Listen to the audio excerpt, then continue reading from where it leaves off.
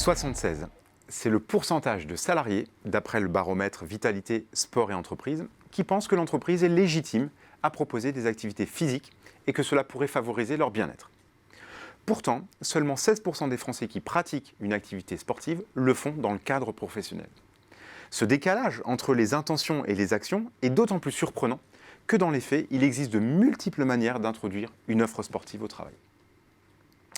Il faut tout d'abord rappeler que les programmes sportifs peuvent être internalisés et ou externalisés. Internalisés dans la mesure où, vous le savez, les prérogatives du comité social et économique sont, depuis la loi Avis, d'assurer la gestion des activités physiques et sportives, de favoriser sa promotion et de participer à son financement. C'est donc le CSE qui, le premier, va distribuer des tickets, coupons ou des chèques sport, par exemple. Externalisé dans la mesure où il existe désormais une pluralité d'acteurs, historiquement des fédérations sportives ou plus récemment tout un écosystème de start-up qui proposent des programmes variés et adaptés en Île-de-France, mais aussi en province.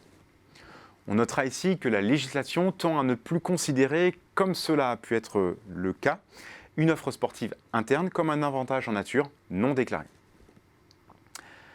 On peut ensuite catégoriser les différentes modalités d'introduction du sport au travail en retenant comme critère de classement celui du niveau d'engagement, humain, temporel ou financier qu'il nécessite.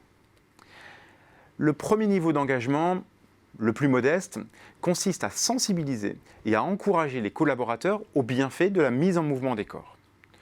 Cela peut commencer par la mise à disposition d'un garage à vélo ou le prêt de matériel privilégiant les mobilités douces. À ce titre, vous savez peut-être que l'État, dans le cadre du forfait mobilité durable, prend en charge une partie des frais de déplacement domicile-travail à hauteur de 400 € par an et par salarié du secteur privé.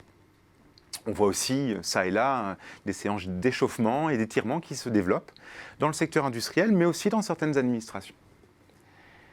Le deuxième niveau d'engagement regroupe l'ensemble des animations sportives proposées de façon ponctuelle cette fois.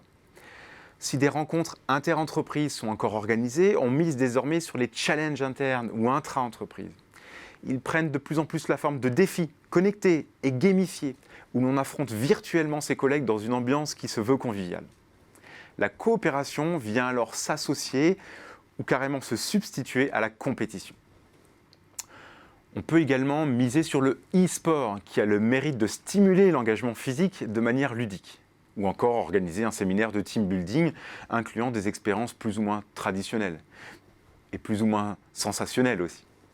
Attention toutefois à ne pas aller trop loin, trop vite, trop fort, car cela pourrait générer quelques malaises dans tous les sens du terme. Périodiquement, on peut aussi s'offrir les services d'un coach, à distance, en présentiel ou via des dispositifs ambulants. Ces prestataires vont directement à la rencontre des collaborateurs pour animer des pauses actives hebdomadaires. Le troisième niveau d'engagement nécessite un investissement de la part de l'employeur. On peut aménager ou faire aménager via des prestataires spécialisés des structures intégrées au cœur même de l'espace de travail, comme une salle de remise en forme. À partir d'un certain seuil, émergent des associations sportives d'entreprise. Elles régulent, animent, organisent et financent les activités physiques et sportives in situ. Plus modestement, on voit se multiplier les stations de travail actives avec des tabourets fitness, des Swiss balls ou des pédaliers directement greffés sous le bureau. De quoi travailler les muscles posturaux, prévenir les troubles musculo-squelettiques et lutter contre une sédentarité galopante. On le voit, il y a une diversité de clés d'entrée pour intégrer une offre sportive.